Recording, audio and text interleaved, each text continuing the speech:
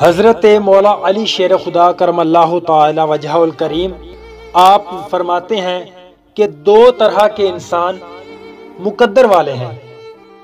آپ رضی اللہ تعالیٰ عنہ فرماتے ہیں صرف دو لوگ مقدر والے ہوتے ہیں، ایک وہ جنہیں وفادار دوست ملتا ہے، ایک شخص وہ ہے جس سے وفادار دوست ملتا ہے، اور فرمایا دوسرا شخص وہ ہے جس کے ساتھ اس کی ماں کی دعائیں ہوں۔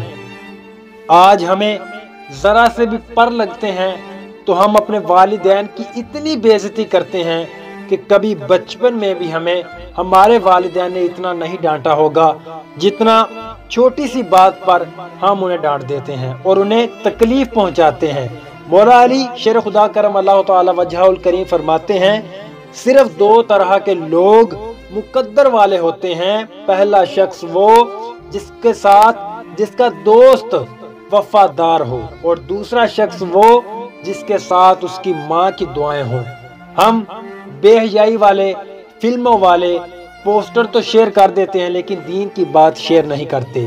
آج پتہ چلے گا کہ دین کی بات کو کتنے لوگ شیئر کرتے ہیں۔